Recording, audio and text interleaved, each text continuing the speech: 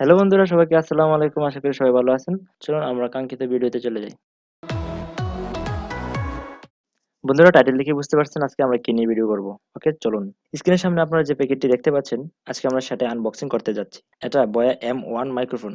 চলুন বন্ধুরা, এর উপরের প্রান্ত দিয়ে আমরা সরাসরি খুলে ফেলি। এখানে একটা কথা বলে রাখি, আপনারা মাইক্রোফোনটা আসল নাকি নকল তা কিভাবে বুঝবেন, এটাও এই ভিডিওতে আমরা বলে দেব।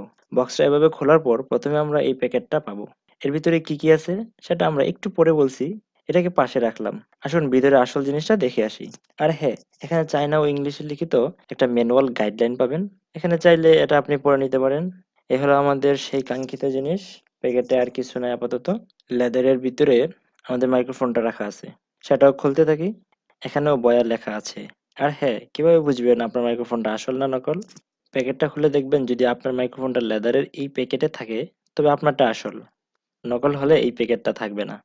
মাইক্রোফোনটা খোলার পর এর ভিতরে জেলি বলের মাইক্রোফোনটা খোলার পর এর ভিতরে জেলি বলের একটা প্যাকেটও পাবেন, যা এর সুরক্ষার জন্য দেওয়া হয়ে থাকে।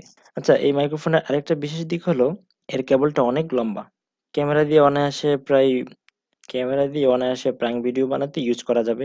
এর সাথে একটা LR44 সাইজের ব্যাটারি পাবেন, একটা 3 মিলিমিটার জ্যাক, যা ক্যামেরা, মোবাইল ও ল্যাপটপে ইউজ করতে পারবেন। এটা বিশাল লম্বা একটা তার।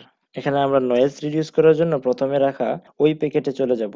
এখানে থাকছে একটা ব্যাটারি। স্পিকারের মূল অংশে অ্যাডজাস্ট করে শার্টের সাথে লাগিয়ে কথা বলতে পারবো। আর হ্যাঁ, এটা সতর্কতার সাথে লাগাতে হবে, কারণ একটা প্লাস্টিক আর একটা স্টিলের। জোরে চাপ দিলে প্লাস্টিকটা ফেটে যেতে পারে। আর একটা 6 মিলিমিটারের কেবল জ্যাক পাবেন। এটা সাউন্ড সিস্টেমে ব্যবহার করা যাবে। আর ফোমের তৈরি এই ক্যাপটা এখানে লাগিয়ে নিবেন, যেন ফুসফুস ও বাতাসের শব্দগুলো ভিতরে প্রবেশ না করে। ওকে, বড় কেবল জ্যাকটা এখন আমাদের প্রয়োজন নেই, কারণ এখন আমরা অডাসিটি দিয়ে ল্যাপটপে ইউজ করব। আর হ্যাঁ, বাম দিকে মোচড় দিয়ে ব্যাটারিটা এই অংশে লাগিয়ে নেবেন। এখন এটা আমরা ল্যাপটপে সেট আপ করবো। চলে যাই রেকর্ডিং এ।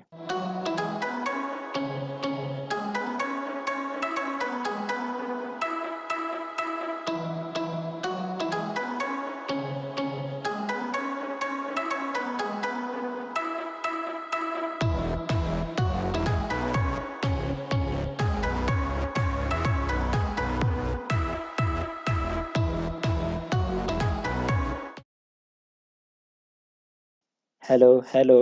ও আমার বন্ধু গো, চিরসাথী পথ চলা।